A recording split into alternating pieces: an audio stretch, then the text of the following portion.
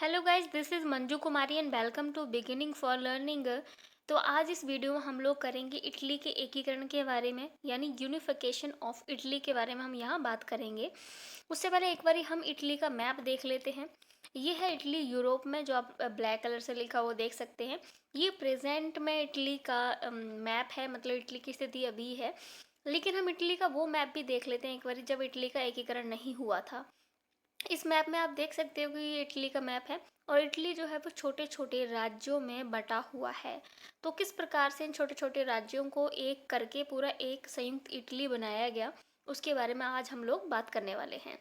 तो सबसे पहले हम इटली की स्थिति जानेंगे कि इटली की स्थिति उस समय थी क्या। तो फ्रांस की क्रांति जो कि 1789 में हुई थी, फ्रांस की क्रांति से पहले इटली जो था वो छोटे छोटे राज्यों में बटा हुआ था। यानी पूरा का पूरा जो इटली था वो छोटे छोटे राज्यों में डिवाइड था। और इन सभी राज्यों पर जो है वो विदेशी राजाओं का, एक तरह से हम कह सकते हैं, यहाँ पर शासन था। ठीक है। और इटली की जो जनता थी भी, मतलब लोग भी थे वहाँ के बहुत ज़्यादा, ऐसा नहीं था कि साक्षर थे, मतलब बहुत ज़्यादा पढ़े लिखे लोग नहीं थे, कमज़ोर लोग थे, अंधविश्वासों को मानने वाले लोग थे। पर धीरे धीरे क्या हुआ कि जब फ्रांस की क्रांति हुई तो फ्रांस की क्रांति के विचारों से लोग काफ़ी ज़्यादा प्रभावित हुए। नेपोलियन ने भी ऐसे कई कार्य किए जिसकी वजह से जो है वो लोगों में राष्ट्रीय भावना जागृत हुई कि अपने देश के प्रति कि हमें, हमारा देश एक होना चाहिए। पर इटली के एकीकरण में जो सबसे बड़ी बाधा थी वो था मैटरनिख। मैटरनिख जो था वो ऑस्ट्रिया का चांसलर था। और मैटरनिख कभी भी यूरोप में जो है वो जनतंत्र आने नहीं देना चाहता था। मैटरनिख जो है कर से कह सकते हैं कि राजतंत्र का घोर सपोर्टर था। वो लोकतंत्र के बिल्कुल ही विरोध में था। तो मैटरनिख पूरे यूरोप में किसी भी राष्ट्रीय भावना को जागृत नहीं होने दिया करता था। तो पर लेकिन जो इटली है उसका एकीकरण जो है वो सार्डिनिया राज्य है उसके अधीन जो है वो किया गया है। सार्डिनिया ने इटली के एकीकरण में हेल्प की है। तो इसके बारे में हम लोग अभी बात करेंगे। और इटली का एकीकरण जो है वो कई चरणों में हुआ है, जिसमें 5 हम यहाँ पर स्टेजेस की बात करने वाले हैं। 5 स्टेजेस में इटली का जो है वो एकीकरण हुआ है। पर सबसे पहले हम लोग इस वीडियो में पहले बात करेंगे कि इसके एकीकरण में कौन कौन सी बाधाएं थी, डिफ़िकल्टीज कौन सी थी। यानी इटली के एकीकरण अभी अगर इतना सिंपल ही होता तो आराम से एकीकरण हो जाना था। हर उसमें कुछ ना कुछ डिफ़िकल्टीज तो होती ही है। जैसे हम अपने भारत की स्वतंत्रता की बात करते हैं तो बहुत ज़्यादा जो है वो डिफ़िकल्टीज थी, तो वैसे यहाँ की हम बात करने वाले हैं। सबसे पहली जो बाधा थी वो था ऑस्ट्रिया। ऑस्ट्रिया बहुत ही पावरफुल देश था उस टाइम, आर्थिक रूप से भी, सेना रूप से भी। तो इसलिए दूसरे यूरोप के जितने भी कमज़ोर देश थे उन पर अपना अधिकार जमा के रखता था, उनके इलाकों पर अपना नियंत्रण कर लेता था। और यहाँ का चांसलर था, जो मैंने आपको भी बताया था, मैटरनिख। मैटरनिख जो है वो लोकतंत्र का घोर विरोधी था। तो इटली के मार्ग में अगर हम लोग बात करते हैं तो सबसे बड़ा जो वो था ऑस्ट्रिया, सबसे बड़ा दुश्मन। ऑस्ट्रिया ने इटली के 2 राज्य थे, लुम्बार्डिया और वेनेशिया। लुम्बार्डिया और वेनेशिया पर उसने अपना कब्जा कर रखा था। मतलब जो भी उसको संसाधन के रूप से, किसी भी रूप से अच्छे लगते थे, उन इलाकों पर नियंत्रण कर लेता था, क्योंकि पावरफुल ही इतना ज़्यादा था। तो इस प्रकार से क्या हो कि इन राज्यों में ऑस्ट्रिया ने अपनी जो है यहाँ पर विशाल सेना भी यहाँ पर अपनी जमा रखी थी। अब इसको, इटली को एक करने के लिए सबसे पहले तो ये जो ऑस्ट्रिया था, इसको जो है ऑस्ट्रिया के ने जो 2 कब्जे कर रखे थे, लुम्बार्डिया और वेनेशिया, यहाँ से इनको सबसे पहले छुड़वाना था, तभी उसका एकीकरण हो सकता था। इटली के राज्यों से ऑस्ट्रिया को निकलवाने के लिए भारी सेना चाहिए थी और कोई बाहरी शक्ति का सहयोग भी चाहिए था। पर इटली के पास उस टाइम ना तो कोई संयुक्त सेना थी, ना ही कोई बाहर का, कोई यूरोप का जो कोई भी पावरफुल कंट्री जो थी वो उसके सपोर्ट में थी। तो इटली के लिए ऑस्ट्रिया से मुकाबला लेना उस टाइम बहुत ही बड़ी बात थी, क्योंकि इटली उस स्थिति में था ही नहीं। तो सबसे बड़ी जो समस्या थी वो थी ऑस्ट्रिया। ठीक है। अगली जो समस्या थी वो थी प्रतिक्रियावादी शासक। अब जैसे कि इटली जो है वो मैंने आपको बताया कि छोटे छोटे राज्यों में बटा हुआ था। अब इन राज्यों पर जो कुछ राजा थे वो यहाँ पर शासन करते थे अपनी इच्छा से। तो वो और अपने आप को बताते थे कि उनके पास दैवीय अधिकार हैं। तो वो इसको कभी भी छोड़ना नहीं चाहते थे। जो राजा लोग थे वो कभी भी नहीं चाहते थे कि उनका राज्य छीने और एक बन जाए। वो अपने-अपने जितने भी उनके पास इलाके थे उसमें खुश थे और उसको अपने नियंत्रण में रखे रहना चाहते थे। तो पर 1815 में जो है क्या एक बारी क्या हुआ कि लोगों ने इटली में विद्रोह भी किया। लेकिन ऑस्ट्रिया ने इस विद्रोह को मतलब कि शांत करवाने के लिए उन राजाओं की हेल्प कर दी। क्योंकि ऑस्ट्रिया तो कभी चाहता ही नहीं था कि इटली का एकीकरण हो। तो कभी भी अगर विद्रोह हो जाता था तो राज्य, क्योंकि छोटे छोटे राज्य थे उनके पास अगर उतनी सेना नहीं होती थी तो ऑस्ट्रिया उनको हेल्प भेज देता था। तो वैसे ही विद्रोह को दबा दिया जाता था।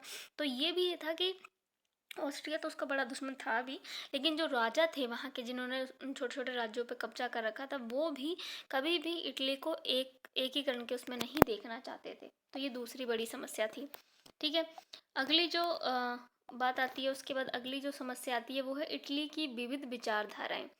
अब इटली में अलग अलग विचारधारा मानने वाले लोग थे। अब इन विचारधारा, अगर एक जैसी विचारधाराएं होती तो लोग एक साथ मिलकर कोई इटली के एकीकरण के लिए काम करते।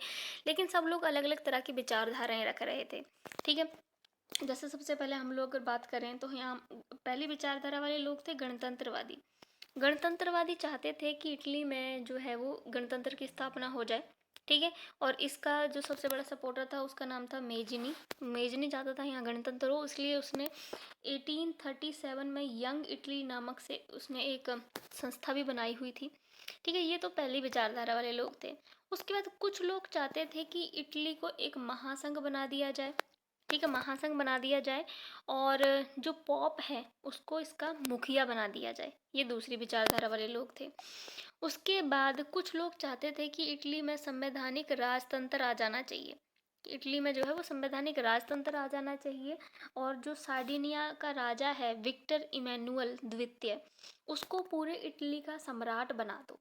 तो इस प्रकार से इटली में अलग अलग तरह की तो लोगों की चाह थी। कोई कह रहा था इसको संवैधानिक राजतंत्र यहाँ स्थापित कर दो, कोई कह रहा था गणतंत्र ले आओ यहाँ पर, कोई कहता है कि जो पॉप है उसको पूरे इटली को एक करके पॉप को उसका मुखिया बना दो। तो इस तरह से अलग अलग तरह की जो विचारधाराएं थी वो भी लोगों में एक मत नहीं था। अगली जो प्रॉब्लम थी वो थी राष्ट्रीय चेतना का अभाव। अब इटली जो थी उस पर बहुत समय से जो है वो दूसरे शक्तिशाली देशों ने उस पर कब्जा कर रखा था। तो वहाँ के लोगों की मानसिकता ही ऐसी बन गई थी, उन्होंने अपनी जो भी उनकी स्थिति थी उसको एक्सेप्ट कर लिया था कि हम ऐसे ही रहने वाले हैं।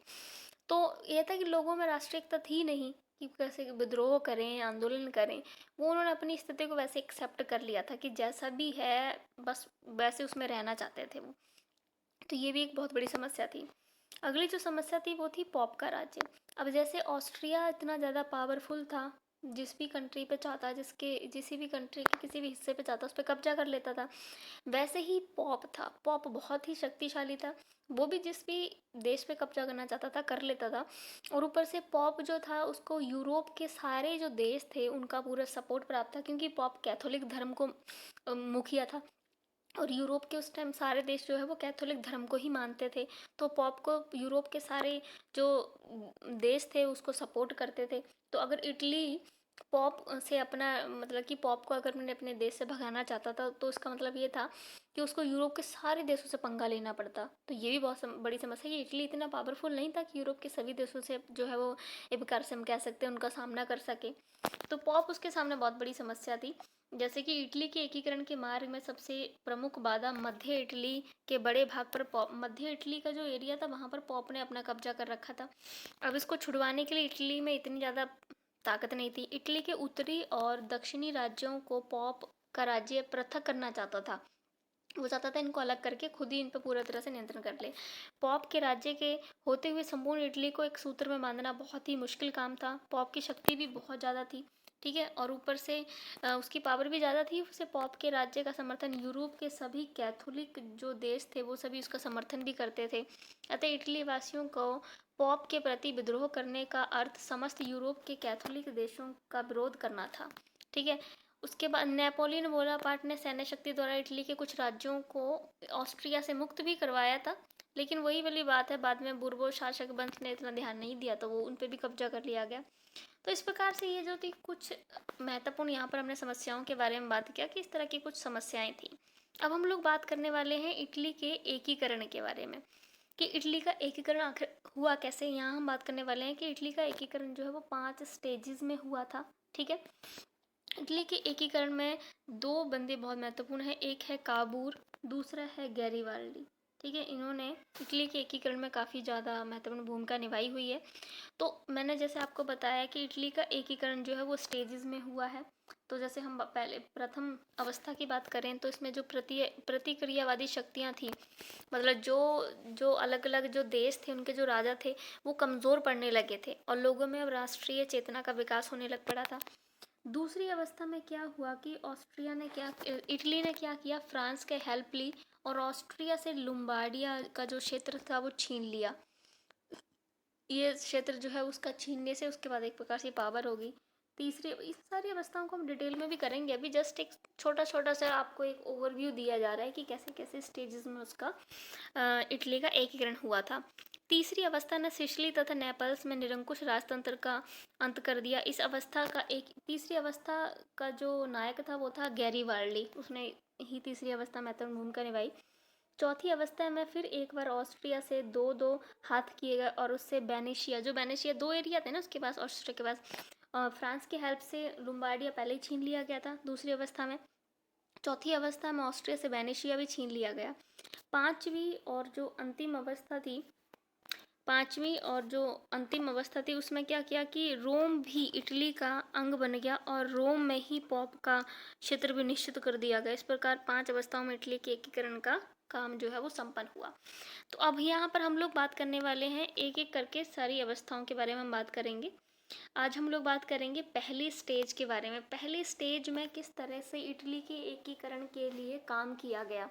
ठीक है, पहले हम लोग बात करते हैं कि इटली के एकीकरण के प्रथम चरण के अंतर्गत इटली वासियों में, सब जैसे कि हमने पहले बताया, इटली वासियों में पहले चरण में जो है वो राष्ट्रीय जागृति आई, राष्ट्रीय देशभक्ति की भावना लोगों में जागृत हुई।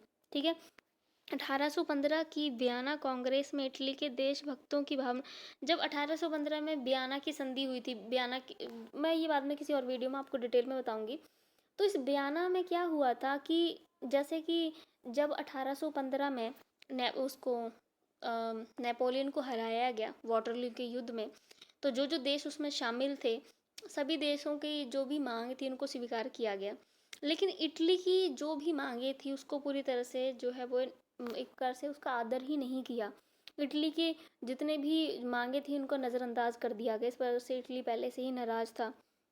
अपन वो है ना कि वियना में जो इतने बड़े बड़े देश थे, जैसे कि ब्रिटेन की बात कर लो, ऑस्ट्रिया की बात कर लो, इन्होंने अपने अपने स्वार्थों को तो वहाँ पर पूरा कर लिया, लेकिन इटली के स्वार्थों मतलब इटली के जो भी हक थे उनको पूरी तरह से अनदेखा कर दिया था।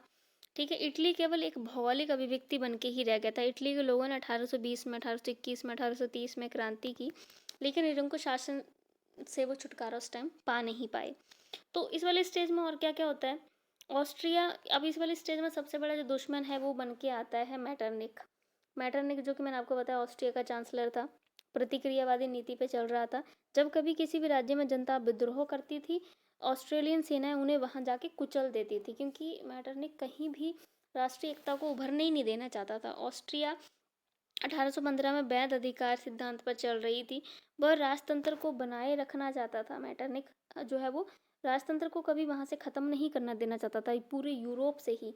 अतः जब तक मैटरनिक चांसलर के पद पर रहा, उसने इटली के किसी भी प्रदेश में ना तो स्वतंत्रता की लहर को चलने दिया और ना ही एकता की भावना को उसने पनपने दिया।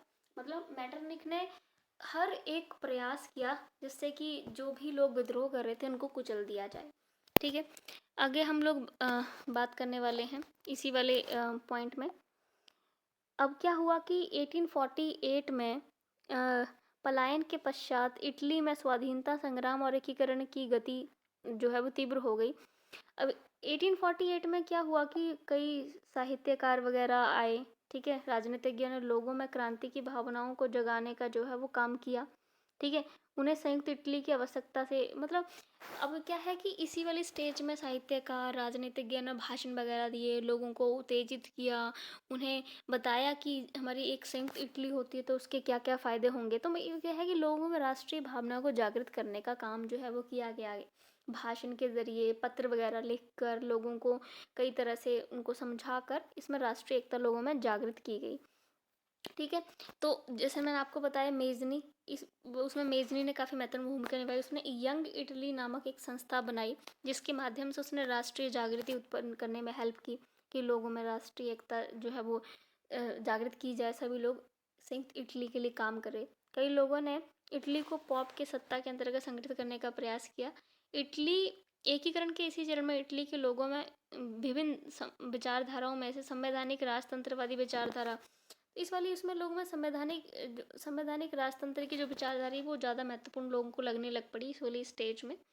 तो पहली स्टेज में बेसिकली ये है, वो सारे काम किए गए जिससे लोगों में राष्ट्रीय भावना जो है वो जागृत हो सके, कि लोग जो है वो राष्ट्रीय एकता के लिए जो है एक प्रकार से इकट्ठे हों। तो इस वाली वीडियो में हम सिर्फ पहले स्टेज के बारे में बात करेंगे। सेकंड वीडियो में बाकी जितनी भी हमारी 4 स्टेजेस बची हैं उनके बारे में हम लोग बात करेंगे।